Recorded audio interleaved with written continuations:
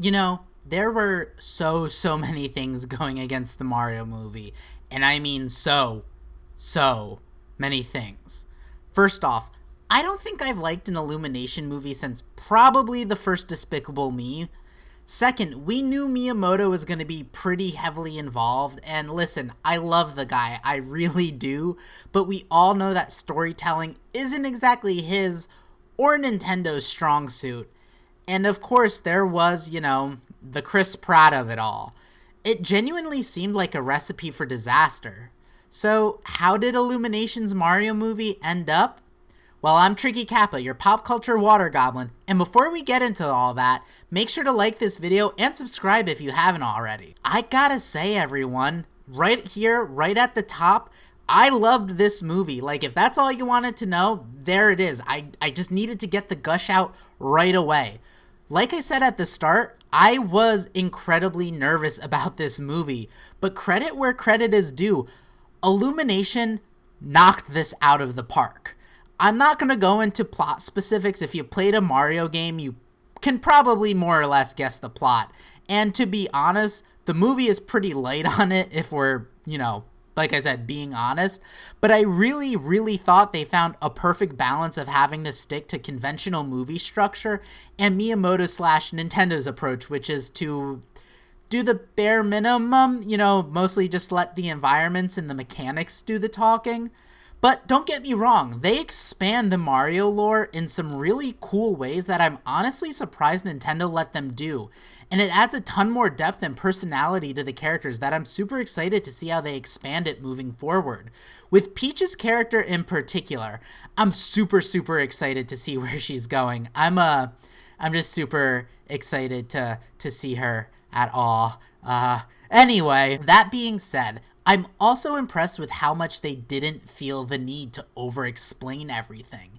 It would have been so easy to do tons of exposition for things like the fire flowers or the bob-ombs or the platforming, but the movie is just content to bask in the video game-ness of it all. Those things are just sort of there. Like, at one point, Mario is like, what are these? And Peach just tells him like, oh yeah, these are power-ups. And they just leave it at that. And you know what? I respect it. The movie finds joy in the simplicity that is Mario, and it's so well done. And yes, while the movie is light on plot, I really think they did a fantastic job of weaving the themes of Mario into the visuals. This idea of trying and trying again, even if you miss that one jump. It really feels like the first movie to really nail what it feels like to genuinely play and master a video game. So let's address the, we'll say, Star-Lord shaped elephant in the room. The Chris Pratt of it all. The internet was ablaze at the announcement of his casting, and then they poured lighter fluid all over that blaze when we first heard him speak in the trailer. It was as if 1,000 voice actors cried out in terror for Charles Martinet. So, how did he end up doing? Guys, he was kind of fantastic. This Mario, and by extension Luigi, are working stiffs from Brooklyn. And instead of trying to do a Martinet impression, they find little ways to infuse those Mario inflections into his speech pattern. Like when he's excited or when he's scared. And it really ends up feeling like a super charming performance that's sort of a blend of all the Mario adaptations we've had up until this point, like the Super Show and yes, even the live action movie.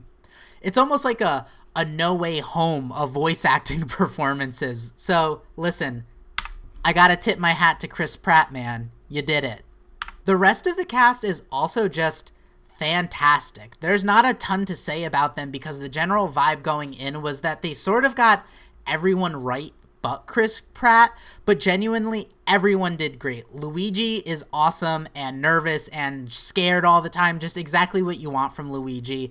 Anya Taylor-Joy's Peach was fierce. Keegan-Michael Key is hilarious as Toad. And listen, the Seth Rogen laugh coming out of Donkey Kong was just icing on the proverbial N64 cake. I know that celebrities taking the job of voice actors is annoying, and oftentimes it just feels like they're slapped into roles with no rhyme or reason, but that is just not the case here. As far as I'm concerned, movie-wise, these characters belong to these actors. I am already so attached to this cast. So, closing this out, I loved it. It's such a celebration of the history of this property and these characters. It builds where it needs to, and it leaves well enough alone when it needs to, which is honestly something I wish more movies would learn to do. Anyway, it was all around a fantastic time. I've already pre-ordered the Star-Shaped 4K box set and the score on vinyl in the Princess Peach colorway, of course. They are going to make so much money off of me because of this movie. I mean, what about you? Have any of you guys gotten any collectibles or anything from it? Let me know down in the comments, because I think this movie is going to make a ton of money. Thanks for watching, guys. Make sure to like and subscribe if you haven't already, and make sure to check out this video that I did about the very first time Nintendo and Universal worked on a movie together. And no, surprisingly enough, it is not the live-action Mario movie. Let me know in the comments below what your favorite part of the movie was. Until next time, bye!